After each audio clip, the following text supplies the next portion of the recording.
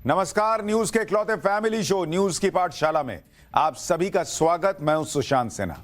ये वो पाठशाला जहां सबकी क्लास लगती है। और सबसे पहले आपको बता दूं कि आज पाठशाला में क्या क्या है और कौन कौन सी क्लास लगने वाली है। अमित शाह की चेकिंग, मोदी एयरपोर्ट पर, राहुल हेलीकॉप्टर में फंसे, महाराष्ट्र में वोटिंग के ठीक पहले अजब खेल चल रहा है। मोदी ने बाला साहब ठाकरे को लेकर ऐसा चैलेंज दिया उद्धव को जो उन्हें बहुत भारी पड़ जाएगा। आज इसके बारे में बताऊंगा। बटेंगे तो कटेंगे से अजीत पवार को दिक्कत, फडणवीस ने हिंदू विरोधियों का इतिहास कैसे याद दिला दिया, बीच चुनाव ओवैसी सब्जी वाले के घर क्यों पहुंच गए, और यूपी उपचुनाव के ठीक पहले बीजेपी आरएसएस की मीटिंग में क्या तय हुआ है, अखिलेश का योगी की कुर्सी पर नया दावा, योगी ने अतीक मुख्तार की याद क्यों दिलाई। सबसे पहले इसकी बात होगी। इसके बाद इतिहास का पन्ना खोलेंगे। आज ही नाथूराम गोडसे को फांसी हुई थी, लेकिन उसके ठीक पहले जो हुआ था आपको पता नहीं होगा, आप सुनेंगे तो चौंक जाएंगे। अंबेडकर से लेकर गांधी जी के खुद के बेटे तक सब गोडसे को फांसी से क्यों बचाना चाहते थे। नाथूराम गोडसे ने क्यों खुद अपनी फांसी रोकने का विरोध कर दिया था। आज इसका चैप्टर आपके लिए लेकर आया हूं। और फिर बात होगी, मोदी लाने जा रहे नया तूफान। अब गांव शहर हर जगह मिलेगी इंटरनेट की फाड़ स्पीड, उसका चैप्टर। 15-16 घंटे की लंबी उड़ान को बाय बाय कहिए। दुनिया का चक्कर 1 घंटे में लगाने वाले सफर के लिए तैयार हो जाइए। कहीं जाना है दुनिया में मात्र 1 घंटा लगेगा। और बटेंगे तो कटेंगे पर बाबा बागेश्वर ने चीन पाकिस्तान की एंट्री कैसे करा दी है, यह भी दिखाऊंगा। लेकिन सबसे पहले जल्दी से दिन भर की बड़ी खबरों का रिवीजन, उसके बाद पहला चैप्टर।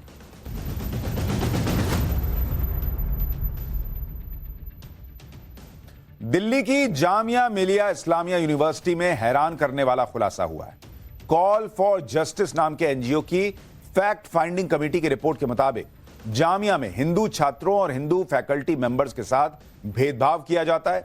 64 पन्नों की रिपोर्ट में गैर मुसलमानों पर धर्म परिवर्तन का दबाव बनाने और ऐसा न करने पर उत्पीड़न का सामना करने की बात कही गई है। अब यह रिपोर्ट गृह मंत्रालय को भेजने की तैयारी की जा रही है। तिहाड़ जेल में बंद श्रद्धा वालकर हत्याकांड के मुख्य आरोपी आफताब की सुरक्षा बढ़ा दी गई है। सूत्रों के मुताबिक आफताब पूनावाला को लॉरेंस बिश्नोई गैंग से जान का खतरा है और तिहाड़ में ही उसकी हत्या की प्लानिंग भी की गई है। बताया जा रहा है कि मुंबई पुलिस के सामने इस बात का खुलासा बाबा सिद्दीकी की हत्या के मुख्य आरोपी शिव कुमार गौतम ने की है। उसने बताया कि बिश्नोई गैंग ने आफताब पर हमला करने की प्लानिंग की थी, लेकिन कड़ी सुरक्षा को देखते हुए प्लान को ड्रॉप कर दिया गया। गुजरात एटीएस और एनसीबी ने पोरबंदर के समंदर में ड्रग्स के खिलाफ सबसे बड़े ऑपरेशन को अंजाम दिया है। जॉइंट ऑपरेशन में 700 किलो से ज्यादा ड्रग्स जब्त हुई है और यह ड्रग्स ईरान की बोट में लाई जा रही थी। इस मामले में पुलिस ने कुछ आरोपियों को भी गिरफ्तार किया है। गृह मंत्री अमित शाह ने एजेंसीज को बधाई देते हुए कहा कि हम प्रधानमंत्री मोदी के नशा मुक्त भारत के सपने को साकार कर रहे हैं। यूपी के हमीरपुर में एसडीएम की गाड़ी के बोनट पर बर्थडे सेलिब्रेशन का वीडियो सामने आया है। एक शख्स लाल नीली बत्ती के साथ एसडीएम की नेम प्लेट लगी गाड़ी के बोनट पर बैठा हुआ है और हूटर बजाते हुए केक काट रहा है। युवकों ने बर्थडे सेलिब्रेशन का वीडियो भी बनाया और खुद ही सोशल मीडिया पर अपलोड कर दिया। केरल के त्रिशूर में ऑनलाइन ठगी की वारदात को अंजाम देने वाले एक शख्स ने साइबर सेल में ही कॉल लगा दी। इस दौरान वो पुलिस की वर्दी में साइबर सेल के अधिकारी को फंसाने की कोशिश करता रहा, लेकिन पुलिस अधिकारी ने फ्रॉड पुलिस वाले से पूरी जानकारी ले ली और जब अपनी पहचान बताई तो पुलिस की वर्दी में स्कैम करने वाला हैरान रह गया।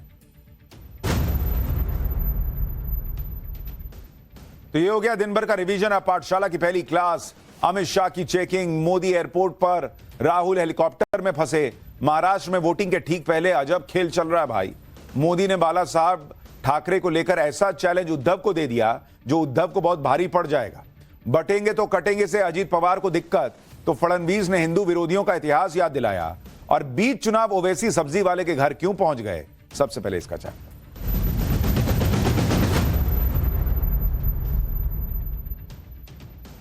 भारत में वैसे तो हर 6-8 महीने में कोई ना कोई विधानसभा चुनाव होता ही रहता है, लेकिन इस वक्त जो विधानसभा चुनाव चल रहे हैं वो अलग ही लेवल का कंपटीशन दिख रहा है। क्योंकि लोकसभा चुनाव के बाद हरियाणा में जिस तरह के नतीजे आए, उससे महाराष्ट्र झारखंड के विधानसभा चुनाव और यूपी का उपचुनाव, भाई ये सबके लिए करो या मरो वाले चुनाव जैसा बन गया है। आप देखिए ना, महाराष्ट्र में असली एनसीपी कौन तय होना है, असली शिवसेना कौन ये तय होना है, राहुल गांधी की नैया डूबेगी बचेगी ये तय होना है।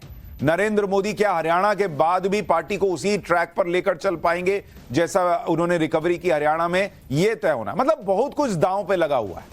और इसलिए आप देखिए कि इस चुनाव में लोग पर्सनल लेवल तक पे कमेंट करने पर चले गए। कोई किसी के कपड़ों पर बोल रहा है, कोई किसी की पत्नी तक पे बोल दे रहा है, कोई बटेंगे तो कटेंगे का नारा दे रहा है, तो कोई मुसलमानों से कह रहा है कि अगर मोदी को वोट दे दिया तो तुम मुसलमान कहलाने लायक नहीं रह जाओ। इस लेवल की बातें चल रही हैं इस बार चुनाव में। लोग कह रहे हैं कि मुसलमान ने अगर मोदी को वोट दिया तो उसको अपना नाम बदल लेना चाहिए। मतलब इस लेवल की राजनीति तो किसी विधानसभा चुनाव में शायद पहली बार दिख रही होगी। सिर्फ 5 दिन बचे हैं वोटिंग और मोदी योगी शाह की तिकड़ी ने इंडी गठबंधन के पसीने छुड़ा रखे हैं। इंडी गठबंधन से भी राहुल गांधी, उद्धव ठाकरे, शरद पवार सबने सियासी घोड़े खोल रखे। ओवैसी अलग बवाल मचाए हुए। इस सब के बीच ही यूपी में उपचुनाव के लिए भी वोटिंग है, तो वहां भी गर्मागर्मी बढ़ गई है। महाराष्ट्र, झारखंड में झंडे गाड़कर योगी यूपी उपचुनाव में जुट गए हैं। अखिलेश यादव भी योगी के यूपी में उतरते ही सब कुछ छोड़कर योगी पर बरस पड़े, क्योंकि ये चुनाव ही ऐसे हैं जिसमें सबकी साख दांव पर लगी है। भाई योगी को भी तो साबित करना है कि यूपी में जो सीटें कम आई बीजेपी की, वो एक बार हो गया, बार बार नहीं होगा। अखिलेश को साबित करना है कि वो तुक्का नहीं था। इसलिए हम कह रहे हैं कि भाई ये अलग लेवल का चुनाव है। उपचुनाव में, विधानसभा चुनाव में इस लेवल की फाइट नहीं होती थी। सोचिए अगर महाराष्ट्र और झारखंड भी नरेंद्र मोदी ने जीत लिया तो इंडी गठबंधन तो कहीं का नहीं रहेगा। राहुल गांधी ये जो संविधान की कॉपी लहरा रहे हैं, वो उन्हें छोड़कर कुछ ठोस राजनीति सोचनी होगी। लोग राहुल गांधी को मानने से इनकार कर देंगे इंडी गठबंधन का नेता। भाई ये लोग तो सिर्फ माहौल बनाने में आगे रहते हैं। नतीजे आते हैं तो फिर इन्हें ईवीएम याद आने लगती है। माहौल बनाने में तो ऐसा आगे हैं कि उद्धव ठाकरे के हेलीकॉप्टर की जांच क्या हुई थी, वीडियो बनाए गए, विक्टिम कार्ड खेल दिया कि भाई उद्धव को टारगेट कर रहे हैं। कहा गया कि क्या मोदी शाह के हेलीकॉप्टर की कभी जांच की गई? और आज ही आप देख लीजिए कि बीजेपी के बड़े बड़े नेताओं की फिर से हेलीकॉप्टर की चेकिंग हो गई। कल तो हुई थी, देवेंद्र फडणवीस, क्या नितिन गडकरी, सबकी तो चेकिंग हुई थी। सीएम शिंदे के हेलीकॉप्टर की चेकिंग हो गई। आज तो अलग ही लेवल का गजब हो गया। अमित शाह, गृह मंत्री अमित शाह के हेलीकॉप्टर के वो भी चेक कर लिया गया। अब बताइए, हर बात पे लोग माहौल बना देते हैं। उद्धव ठाकरे अपने हेलीकॉप्टर की जांच को लेकर हाय तौबा मचा रहे थे, लेकिन आज उनके एजेंडे की हवा तब निकल गई जब चुनाव अधिकारी अमित शाह का हेलीकॉप्टर चेक करने पहुंच गए। अमित शाह के हेलीकॉप्टर की जांच में क्या मिला वो आपको बताऊंगा।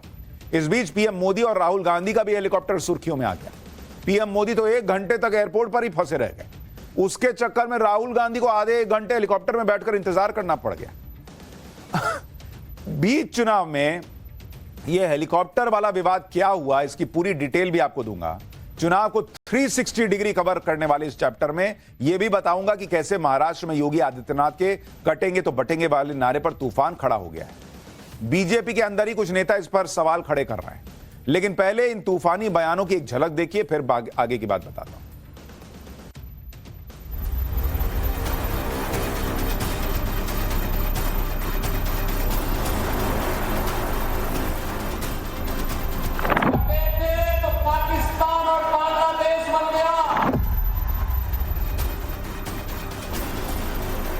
एक स्टेट के चीफ मिनिस्टर आते हैं और वो बोल देते हैं बटेंगे कटेंगे, तुरंत हमने बताया कि ये कि उत्तर प्रदेश नहीं है, नॉर्थ में ये चलता होगा।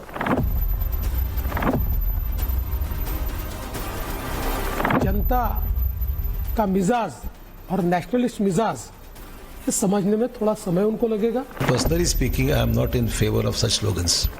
लूटेंगे और बांटेंगे, म्हणजे महाराष्ट्र लुटेंगे आणि दोस्तों को बांटेंगे, ही यांची खरी घोषणा आहे। बटेंगे या कटेंगे वगैरे नाहीये। महाराष्ट्र के चुनाव में इस वक्त असदुद्दीन ओवैसी की भी खूब चर्चा हो रही है। ओवैसी के बयान वायरल हो रहे हैं। प्रचार में विरोधियों पर प्रहार करते करते असदुद्दीन ओवैसी सब्जी वाले की दुकान पर भी पहुंच गए। वहां क्या हुआ वो भी आपको दिखाऊंगा।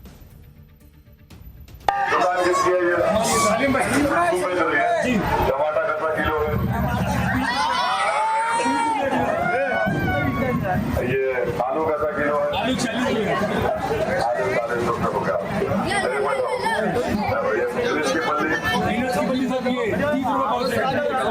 तीन मिलाए तो 100 रुपये इसमें हो गए। कद्दू कैसा किलो है? 40 हो गया। फूल गोभी 60 रुपये। ओवैसी कितनी सब्जी खाते होंगे वही जानते होंगे, अमूमन तो गोश्त ही बनता होगा। लेकिन आज सब्जी के ठेले पे क्यों पहुंचे? यह भी आगे बताऊंगा। देखिए, महाराष्ट्र के चुनाव में गजब लेवल की लड़ाई चल रही है। इस चुनावी लड़ाई में पीएम मोदी पूरी तरह से कॉन्फिडेंट हैं। वो अपना प्रचार खत्म कर चुके हैं। कल पीएम मोदी को नाइजीरिया के लिए निकलना है। उन्होंने समेट दिया भाई, अपना काम कर दिया और अब नाइजीरिया जा रहे हैं। नाइजीरिया के बाद ब्राजील चले जाएंगे, जहां G20 की मीटिंग होनी है। लेकिन पीएम मोदी विदेश जाते जाते इंडी गठबंधन को एक चैलेंज देकर जा रहे हैं। पीएम मोदी के इस चैलेंज से कैसे उद्धव ठाकरे फंस गए हैं वो आपको बताऊंगा। पहले पीएम ने कहा क्या है, ये सुनिए। मैंने इन्हें चुनौती दी थी कि कांग्रेस के मुंह से, कांग्रेस के शहजादे के मुंह से बाला साहब ठाकरे की प्रशंसा के लिए कुछ बात जरा बुलवा के दिखा दीजिए। अरे एक बार तो कांग्रेस के शहजादे से मुंह से निकलवाइए, हिंदू हृदय सम्राट बाला साहब ठाकरे। आज तक ये लोग कांग्रेस से, कांग्रेस के शहजादे से बाला साहब ठाकरे की प्रशंसा नहीं करवा पाए हैं। और यही अघाड़ी वालों की सच्चाई है। वीर सावरकर को गालियां देने वालों को भी ये लोग गले लगाते घूम रहे हैं। पीएम मोदी ने तो उद्धव ठाकरे की दुखती रग पर हाथ रख दिया, क्योंकि जो बाल ठाकरे जीवन भर कांग्रेस को उधेड़ते रहे, उसी कांग्रेस के साथ उद्धव ठाकरे ने हाथ मिला दिया। इसलिए तो पीएम ने उद्धव ठाकरे को चैलेंज दिया था कि जरा बुलवाइए ना, राहुल गांधी से बुलवाइए, हिंदू हृदय सम्राट बाला साहब ठाकरे, इतना बुलवा के दिखा दीजिए। कहां बुलवा पाए। उद्धव ठाकरे इसमें फंस गए। इस घेराबंदी में रही सही कसर गृहमंत्री अमित शाह ने पूरी की। उन्होंने कह दिया कि उद्धव सेना के लोग तो औरंगजेब के फैन क्लब की गोदी में बैठे हैं। अमित शाह को भी सुनिए। मैं आज उद्धव ठाकरे जी को पूछना आया हूं, ये उद्धव सेना के लोग औरंगजेब फैन क्लब की गोदी में बैठे हैं। उद्धव बाबू, आप हिंदुत्व को पाखंड कहने वालों के साथ बैठे हो। अफजल खान और औरंगजेब की कब्रों को सुशोभित करने वालों के साथ बैठे हो। संभाजीनगर नाम का विरोध करने वालों के साथ बैठे हो। कसाब को बिरयानी खिलाने वाले के साथ बैठे हो और राम मंदिर का विरोध करने वालों के साथ बैठे हो। जरा याद करना, आपके पिताजी ने इस महाराष्ट्र को किस रास्ते पर ले गए थे और आप किस रास्ते पर चल रहे हो। दरअसल इस चुनाव में यह भी तय होना है कि बाला साहब ठाकरे की विरासत किस शिवसेना के पास रहेगी, शिंदे वाली शिवसेना या उद्धव ठाकरे वाली शिवसेना। और इसलिए मोदी, शाह, पूरी बीजेपी बाला साहब ठाकरे की विरासत की याद दिला रही है। वो बता रही है कि उद्धव ठाकरे उसको कैरी नहीं कर पा रहे। जिन लोगों से उन्होंने गठबंधन किया है वो तो बाला साहब ठाकरे की एक तारीफ नहीं कर सकते, वीर सावरकर की तारीफ नहीं कर सकते, ताकि वोटर को समझ में आए कि अरे यार ये कैसे हो सकते हैं असली वारिस जो अपने पिता की तारीफ नहीं करवा पा रहे। पीएम मोदी और अमित शाह के डबल अटैक से उद्धव ठाकरे तिल मिला गए, क्योंकि उनके पास मोदी शाह के अटैक का कोई जवाब नहीं है। जवाब देंगे भी क्या? उनके पिता बाला साहब ठाकरे तो जिंदगी भर कांग्रेस के धुर विरोधी रहे। बाला साहब ठाकरे कांग्रेस को इतना नापसंद करते थे कि उन्होंने एक बार कह दिया था कि जिस दिन भी उन्हें लगेगा कि उनकी पार्टी कांग्रेस जैसी होती जा रही है तो वो शिवसेना ही खत्म कर देंगे। एक इंटरव्यू में बाला साहब ठाकरे ने कहा था कि शिवसेना को कभी कांग्रेस जैसा होने नहीं दूंगा, कभी नहीं, और मुझे मालूम होगा कि ऐसा हो रहा है तो मैं अपनी दुकान बंद कर दूंगा। शिवसेना चुनाव ही नहीं लड़ेगी। उन्होंने कहा कि आज जो मान सम्मान शिव सैनिकों को मिल रहा है वो शिवसेना के नाम पर मिल रहा है, हिंदुत्व के लिए मिल रहा है, भगवा झंडा के लिए मिल रहा है, इससे गद्दारी बिल्कुल नहीं। एनसीपी के साथ गठबंधन करने पर भी बाला साहब ठाकरे ने कहा था, मैं सोच भी कैसे सकता हूं कि जिसने वाजपेयी की सरकार गिराई उसके साथ हाथ मिलाऊं। दुश्मन तो दुश्मन होता है। यह थी बाला साहब ठाकरे की सोच, एकदम क्लियर कि कांग्रेस बनने की नौबत आई तो पार्टी खत्म कर दूंगा यार। और आज उनके बेटे कांग्रेस के साथ गठबंधन करके बैठे। कांग्रेस और एनसीपी को बाला साहब ठाकरे अपना दुश्मन मानते थे, लेकिन उनकी सियासी विरासत पर हक जमाने वाले उनके बेटे उद्धव ठाकरे ने कांग्रेस एनसीपी से हाथ मिलाया। इसलिए जब सवाल उठते हैं तो उद्धव ठाकरे के पास कुछ बोलने को बचता नहीं। पीएम मोदी और अमित शाह को जवाब देने के लिए उद्धव ठाकरे इमोशनल कार्ड खेलने का प्रयास करते हैं। उद्धव ठाकरे ने पीएम मोदी पर उनकी मां और पिता बाला साहब ठाकरे का अपमान करने का आरोप लगाया। उद्धव ने कहा कि पीएम मोदी बाला साहब के वंश को साथ नहीं रखना चाहते, शिवसेना प्रमुख के बेटे को नहीं चाहते, उन गद्दारों को अपने साथ ले जाना चाहते। उद्धव ने कहा कि आप बाला साहब और मेरी मां का अपमान कर रहे हैं। मोदी जी, आपके संस्कार कैसे हैं? उद्धव ठाकरे के सामने दिक्कत यह है कि वो चुनाव में खूब माहौल बनाने की कोशिश तो कर रहे हैं, लेकिन ये इमोशनल कार्ड चलेगा या नहीं, ये उनको भी नहीं पता। इमोशनल कार्ड और विक्टिम कार्ड, उद्धव ठाकरे दोनों कार्ड खेलकर अपने लिए माहौल बनाने का प्रयास कर रहे हैं। जैसे उद्धव ठाकरे के अपने हेलीकॉप्टर और सामान की जांच को लेकर आसमान सिर पर उन्होंने उठा लिया, विक्टिम कार्ड खेल दिया।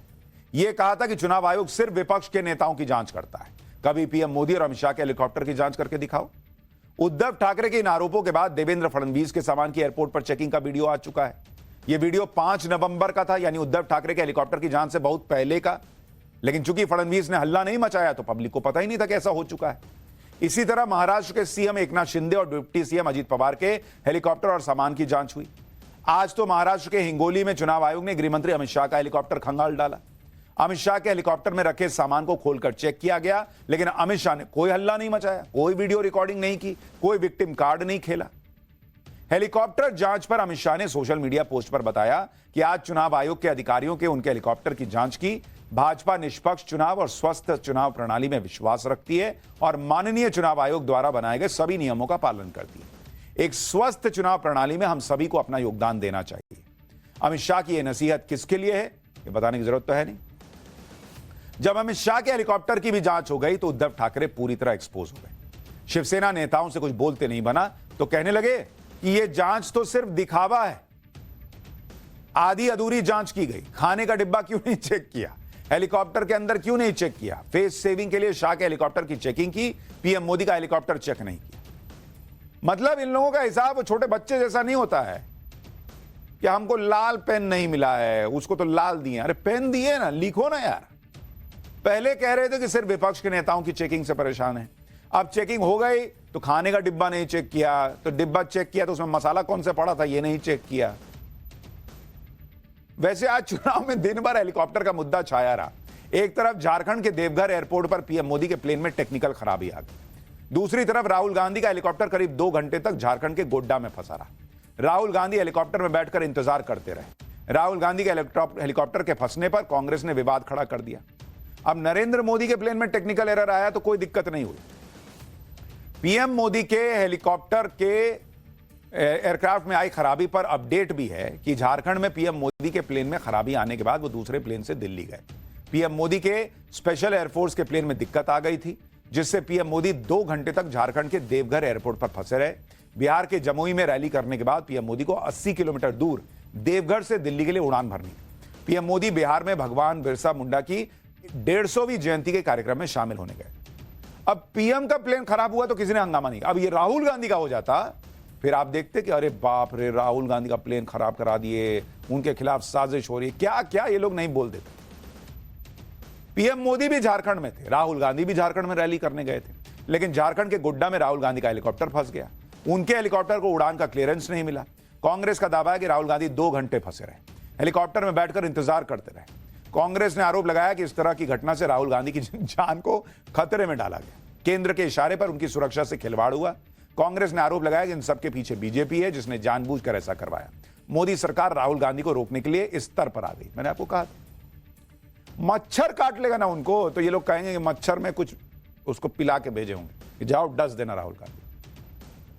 गजब लेवल की पॉलिटिक्स करते हैं ये लोग। कांग्रेस का कहना है कि उनसे चुनाव आयोग से इसकी शिकायत की है। उद्धव ठाकरे ने हेलीकॉप्टर जांच पर विक्टिम कार्ड खेला। राहुल गांधी के हेलीकॉप्टर को लेकर ठीक वही दाव अब कांग्रेस खेल रही है। एक तरफ महाराष्ट्र में बीजेपी हिंदू वोटों को एकजुट कर रही है, एक रहेंगे तो सेफ रहेंगे जैसे नारे दे रही है, वोट जिहाद का आरोप लगा रही है। दूसरी तरफ राहुल गांधी खटाखट फटाफट गारंटियों के भरोसे हैं, कास्ट सेंसस के भरोसे हैं, संविधान को खतरे में बताकर पीएम मोदी को ठीक वैसे ही हमला कर रहे हैं टीम पीएम पर जैसे वो लोकसभा चुनाव में कर रहे थे। यानी महाराष्ट्र चुनाव आ गया, लेकिन राहुल गांधी के पास न ज्यादा कुछ कहने को है, न नया कुछ करने को है और कहने को है। सुनिए आज भी राहुल गांधी ने पीएम मोदी को उस हमले का कैसे जवाब दिया जिसमें पीएम मोदी ने कहा था कि राहुल गांधी के संविधान के पन्ने तो कोरे कागज निकले। नरेंद्र मोदी जी कहते हैं कि राहुल गांधी लाल किताब दिखा रहा है। नरेंद्र मोदी जी, इसका रंग जरूरी नहीं है, जो इसके अंदर लिखा है, जो आपने पूरी जिंदगी भर नहीं पढ़ा है, वो जरूरी है। क्योंकि अगर आप इस किताब को खोल देते और इसको पढ़ लेते तो जो आप करते हो, जो नफरत फैलाते हो, एक धर्म को दूसरे धर्म से लड़ाते हो, अरबपतियों का लाखों करोड़ रुपए कर्जा माफ करते हो, देश में नफरत हिंसा फैलाते हो, वो आप नहीं करते। राहुल गांधी की कहानी कहीं से शुरू हो, घूम फिर के अडानी अंबानी पे ही आती है। राहुल गांधी और इंडी गठबंधन को लग रहा है कि वो संविधान की कॉपी लहराकर ही पीएम मोदी को हरा देंगे, लेकिन पीएम मोदी के खिलाफ संविधान वाले नैरेटिव की हवा तो हरियाणा चुनाव में निकल चुकी। महाराष्ट्र में इंडी गठबंधन को मुसलमानों की एक तरफा वोटिंग का भी सहारा, जिसके जरिए लोकसभा चुनाव में उन्हें बढ़त मिली थी, विधानसभा चुनाव में भी ऐसा हो, उसके लिए खुद मुस्लिम धर्मगुरुओं ने जोर लगाना शुरू कर दिया है। उस पर जब बीजेपी नेता इंडी गठबंधन की मुस्लिम तुष्टीकरण वाली पॉलिटिक्स पर बोलते हैं तो इंडी गठबंधन के नेताओं को चुभने लगता है। लेकिन आप खुद देखिए, मोदी विरोधी में मुस्लिम वोटर्स को एकजुट करने के लिए किस तरह की बातें हो रही हैं। All India Muslim personal law board के प्रवक्ता कैसे बीजेपी को वोट करने वाले मुसलमानों को बॉयकॉट करने की धमकी दे रहे हैं। भाई, उन्हें मुसलमान मतलब मानने को तैयार नहीं कि मोदी को वोट दिया तो मुसलमान नहीं रह जाओगे। कह रहे हैं नाम बदलकर घनश्याम दास रखने की रख लेना। सुनिए जरा क्या लेवल है। साथ देने वाला न बने, कहिए इंशाअल्लाह। अगर आपके इलाके में कोई जालिम का साथ दे तो उसका बाइकाट की। मुझे मालूम है लोकसभा के इलेक्शन में आपके कुछ लोगों ने बीजेपी का साथ दिया था। ऐसे लोगों का हुक्का पानी बंद होना चाहिए, ऐसे लोगों का सोशल बाइकाट होना चाहिए, ऐसे लोगों से सलाम दुआ बंद होनी चाहिए। क्या बेशरम लोग हैं। मस्जिदों को शहीद करने वालों का तुम साथ दे रहे हो, मस्जिदों पर बुलडोजर चलाने वालों का तुम साथ दे रहे हो। कह दो कि हमारा नाम अब मुसलमानों का नाम नहीं है, हम आज से घनश्याम दास हैं, कह दो, ऐलान करो। ये आधा तीतर आधा बटेर नहीं चलेगा। आप स्थिति देख रहे हैं कि मोदी के लिए वोट कर दो तो मुसलमान नहीं रह जाओगे भाई।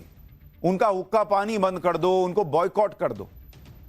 यही अगर कोई हिंदू कह देगा, भाई नोमानी साहब मुसलमान है तो मुसलमान के बॉयकॉट की बात कर सकते हैं, लेकिन अगर कोई कह दे कि भाई फलाने जगह पे कोई थूक के खाना खिला रहा है, उसका बॉयकॉट कर दो, तो मुसलमान खतरे में आ जाता है। नेम प्लेट लगाने बोल दो तो मुसलमान खतरे में आ जाता है। लेकिन मुसलमान के बॉयकॉट की बात बोल दे तब कोई खतरा नहीं होता है। यह पॉलिटिक्स है। राहुल गांधी का संविधान अब कहां गया? संविधान यही बोलता है कि मोदी का कोई वोट कर दे, अपनी मर्जी का हिसाब से वोट कर दे तो उसका बॉयकॉट कर दो। आप समझाएंगे नोमानी साहब को? अब लाल किताब कहां गई?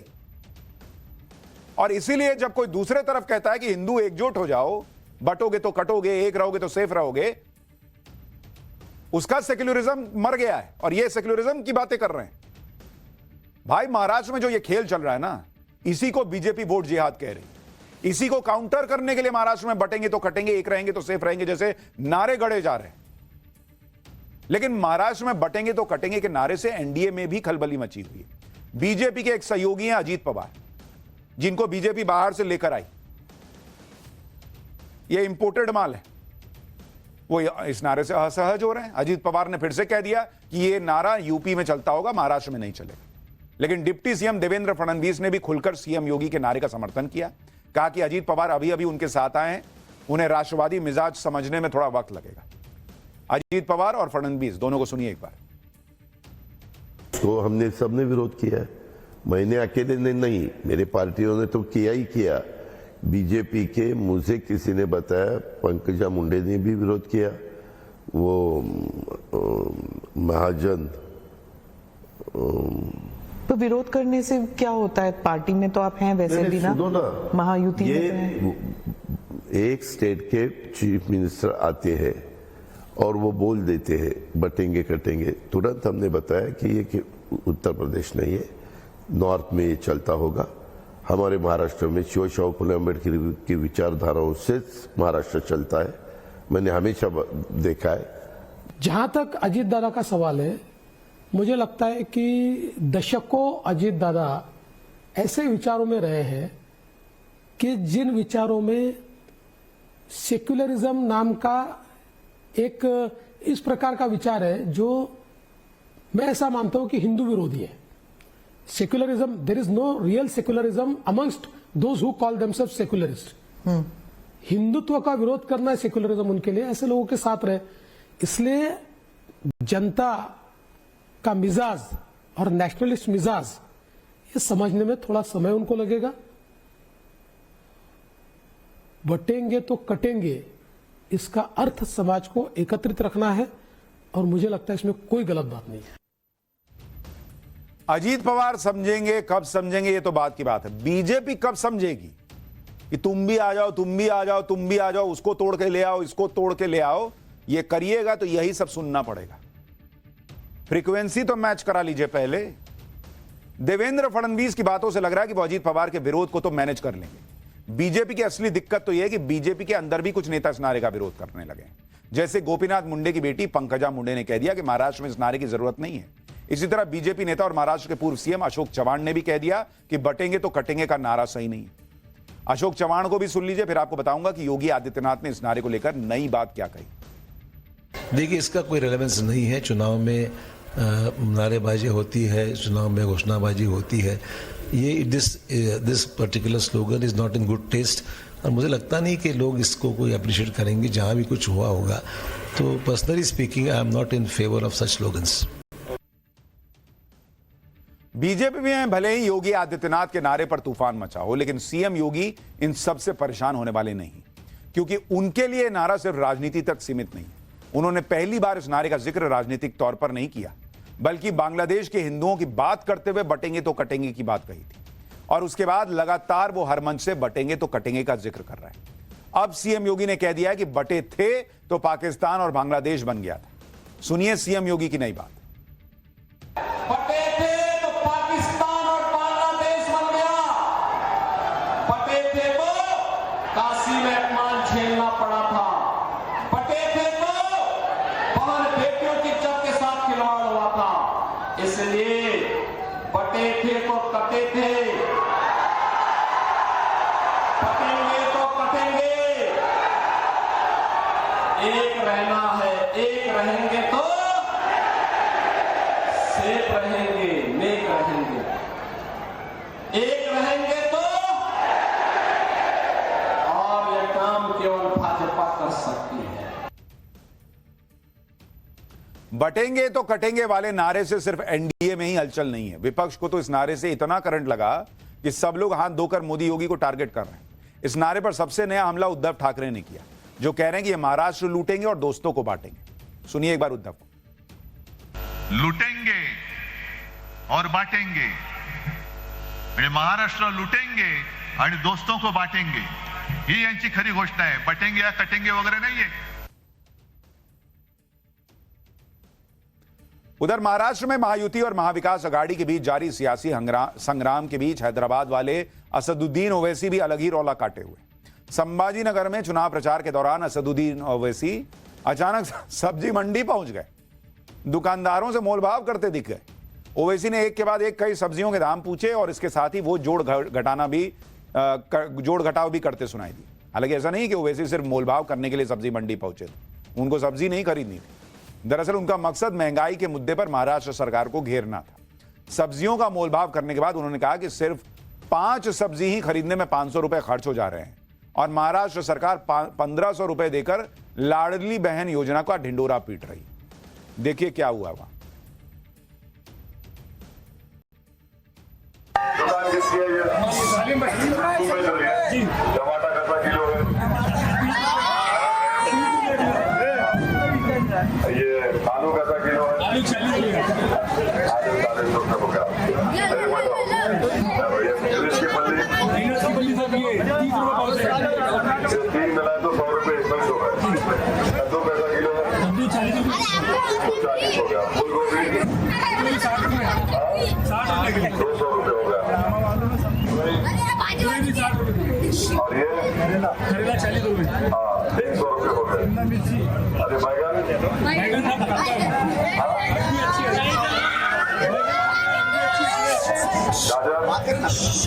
80 रुपए किलो था। 400 ये अदरक 40 की बहुत है, 70 की आधा किलो। यानी ये 6-7 चीजें लिए तो 500 रुपये हो जा रहे। जी साहब। पूरे 1500 रुपये दे के बोला लड़ ली मैं।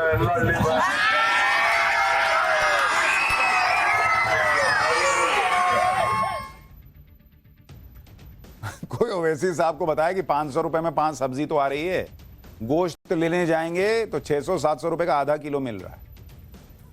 लेकिन यह देखिए कि महाराष्ट्र में चुनावी लड़ाई किस हद तक पर्सनल अटैक पर पहुंच गई।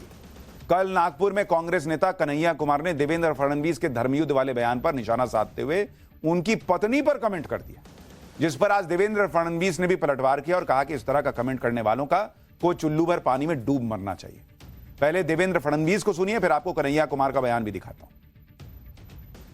जब कुछ नहीं मिला तो उन्होंने मुझ पर पर्सनल अटैक चालू किए।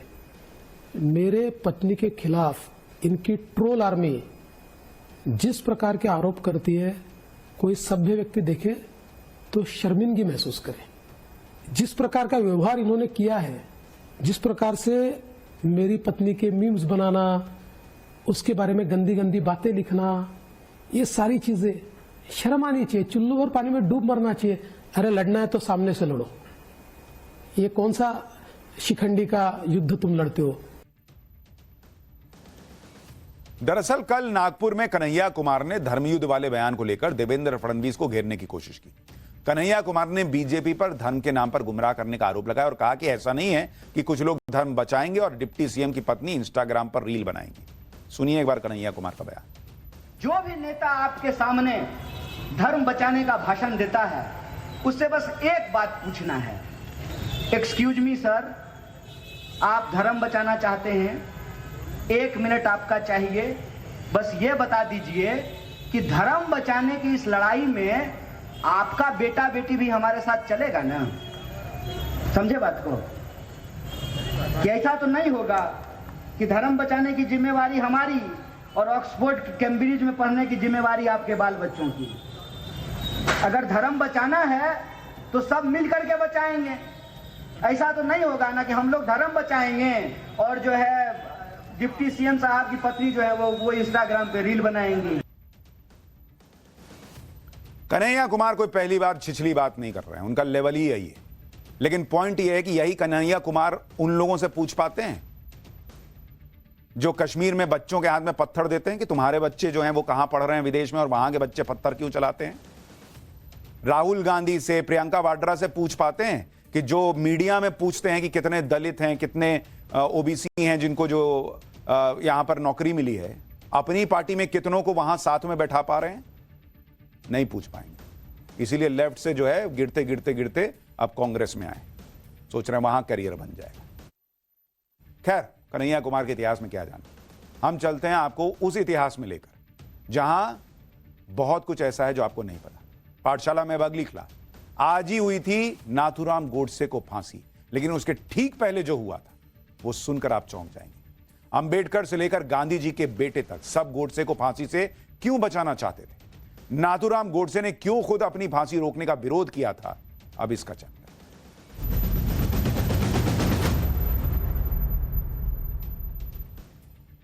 नाथूराम गोडसे भारतीय इतिहास का सबसे विवादित और चर्चित कैरेक्टर है। आज ही यानी 15 नवंबर को 75 साल पहले नाथूराम गोडसे को फांसी दी गई थी। महात्मा गांधी की हत्या 30 जनवरी 1948 को गोडसे ने की थी और इसके 1 साल 9 महीने और 15 दिन के बाद गोडसे को फांसी हुई। लगभग 2 साल के दौरान गोडसे ने क्या क्या किया, गोडसे से कौन कौन मिला, केस के दौरान गोडसे ने क्या क्या कहा, आज आपको इसके बारे में सुनना चाहिए। ऐसे ऐसे लोग नाथूराम गोडसे की फांसी रुकवाना चाहते थे जिनके नाम सुनेंगे तो आप शॉक्ड रह जाएंगे। इसमें गांधी जी के बेटे से लेकर बाबा साहब अंबेडकर तक शामिल हैं। और खुद गोडसे अपनी फांसी नहीं रुकवाना चाहते थे। उन्होंने कहा नहीं चाहिए भाई, मुझे फांसी होने दो। क्यों ऐसा कहा था यह भी बताऊंगा, लेकिन पहले यह बताता हूं कि 30 जनवरी 1948 के बारे में, जब गोडसे ने गांधी जी की हत्या की थी। 30 जनवरी 1948 को महात्मा गांधी दिल्ली के बिड़ला भवन में शाम की प्रार्थना के लिए सभा में जा रहे थे। उसी समय नाथूराम गोडसे ने महात्मा गांधी को गोली मार दी थी। यही वो पिस्टल है जिससे गोली मारी गई थी। गोडसे ने बेरेटा पिस्टल से गांधी जी को 3 गोलियां मारी थी। ये वही बेरेटा पिस्टल है जिससे गोडसे ने गोलियां चलाई। गांधी जी की हत्या से पूरे देश में सनसनी फैल गई थी। नाथूराम गोडसे को फौरन पकड़ लिया गया था। गांधी जी की हत्या में नाथूराम गोडसे के अलावा 8 अन्य लोगों को आरोपी बनाया गया, जिनमें विनायक सावरकर, उनका भी नाम शामिल था। इस तस्वीर में सभी आरोपी दिख रहे हैं। नाथूराम गोडसे और सावरकर के अलावा बाकी आरोपियों के नाम थे नारायण दत्तात्रेय आप्टे, विष्णु रामकृष्ण करकरे, दिगंबर रामचंद्र बड़गे, मदन लाल, कश्मीरी लाल पाहवा, शंकर किश्तैया, गोपाल गोडसे, दत्तात्रेय सदाशिव परचुरे। गांधी जी की हत्या के 3 महीने बाद ट्रायल की शुरुआत हुई थी, जिसमें आरोपियों पर चार्ज फ्रेम किए गए थे। 13 मई 1948 को सरकार ने नोटिफिकेशन जारी किया, जिसमें कहा गया कि गांधी जी की हत्या का केस लाल किले में चलेगा।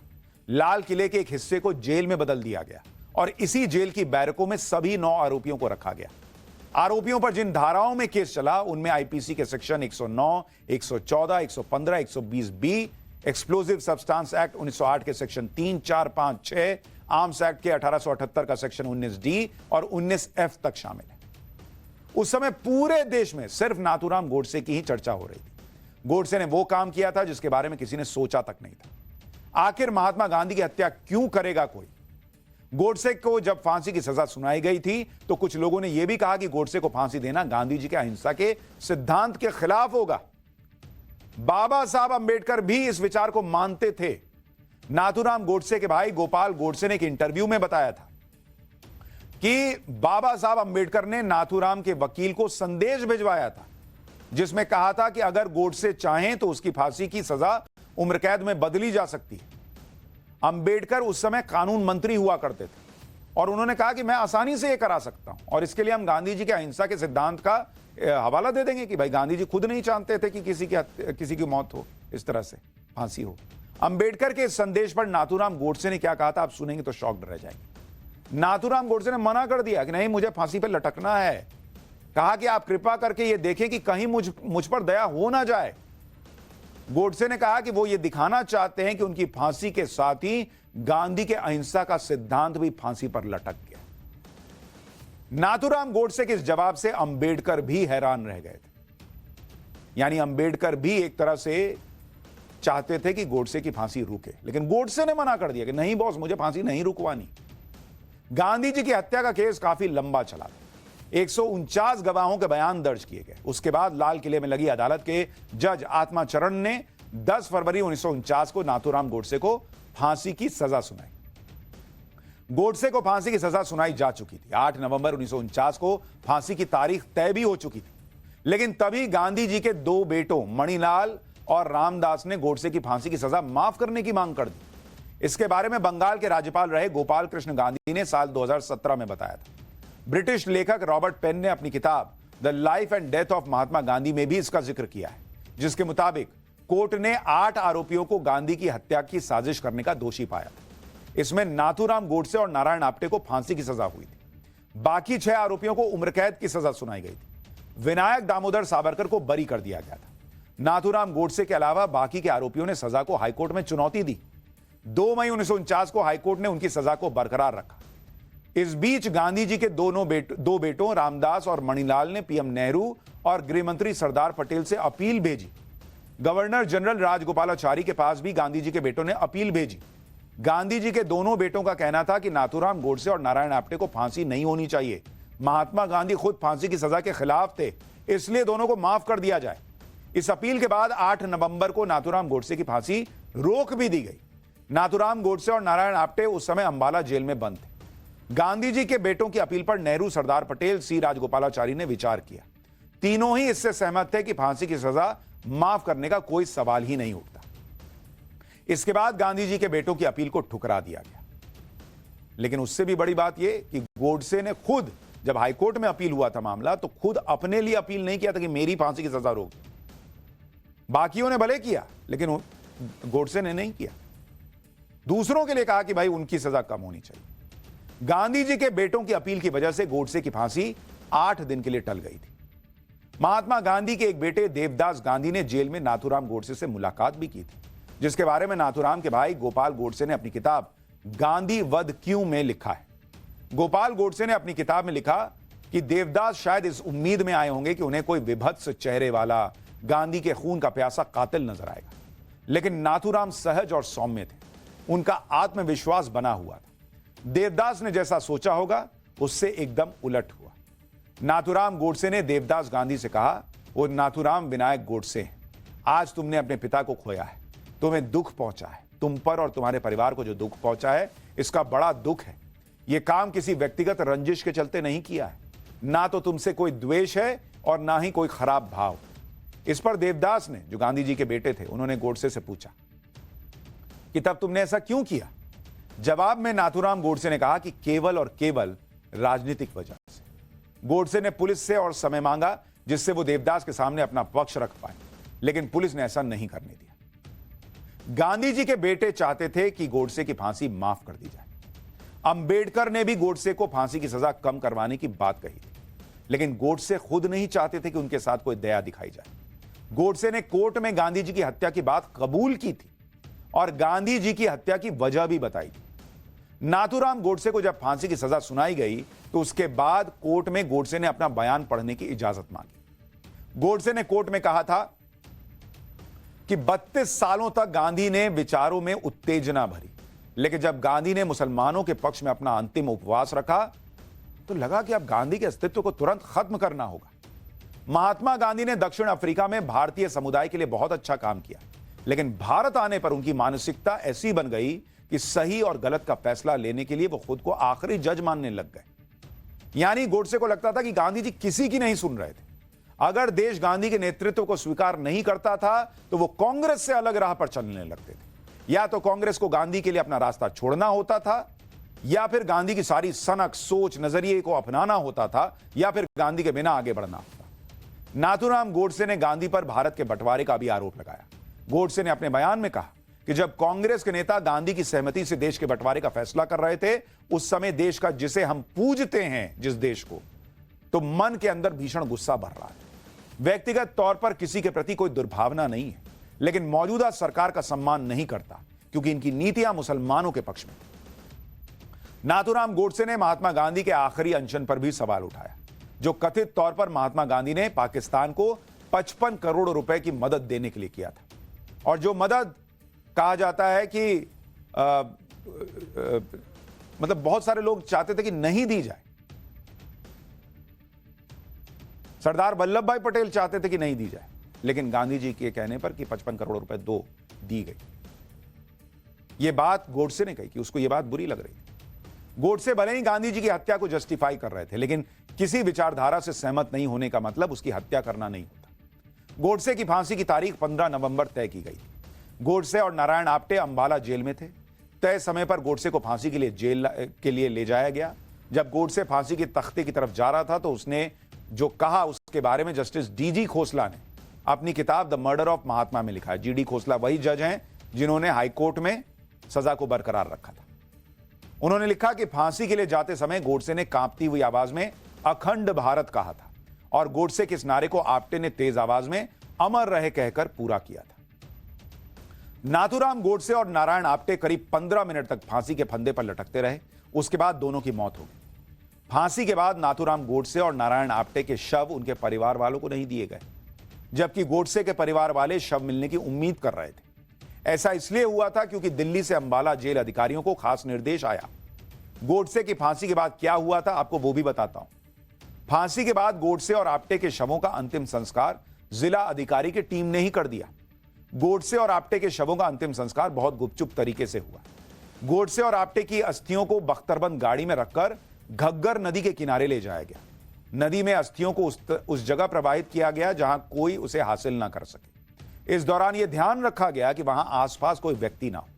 शवों को इसलिए नहीं दिया गया जिससे गोडसे के समर्थक उसे प्रतीक ना बना दे। सरकार ने यह तय किया था कि फांसी देने की प्रक्रिया कड़ी निगरानी में हो, जबकि नाथूराम गोडसे की इच्छा थी कि उसकी अस्थियां को सिंधु नदी में प्रवाहित किया जाए।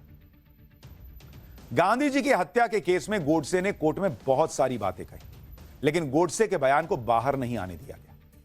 नाथूराम गोडसे ने अदालत में अपने एक्शन के लिए जो तर्क दिए थे उससे वहां मौजूद लोग काफी प्रभावित हो गए थे। जस्टिस जीडी खोसला, जिन्होंने नाथूराम गोडसे की सजाए मौत को बरकरार रखा था, उन्हीं जज खोसला ने अपनी किताब the murder of Mahatma and other cases from a जजेस डायरी में इसके बारे में लिखा है। पंजाब हाईकोर्ट के तत्कालीन जज जीडी खोसला ने ही गोडसे और अन्य आरोपियों की सजा को बरकरार रखा था। जीडी खोसला ने लिखा कि गोडसे का कोर्ट में दिया गया भाषण इतना दमदार था कि इसने जो वहां लोग बैठे थे उनको भावुक कर दिया। कुछ लोगों की आंखों में आंसू आ गए थे।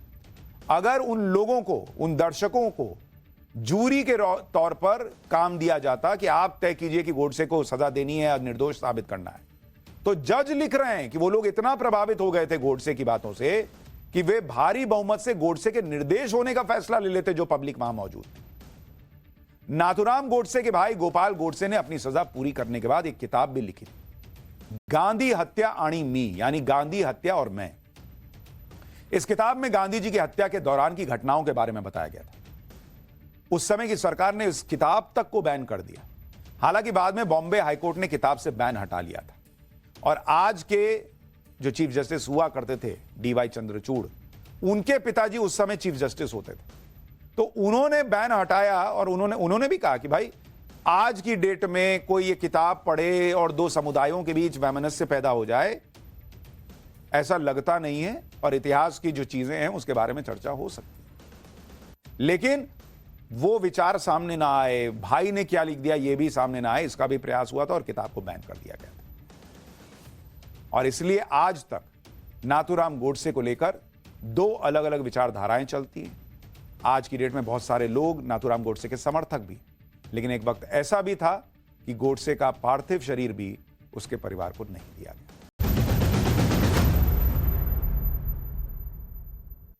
ब्रेक के बाद पाठशाला में आपका फिर से स्वागत है।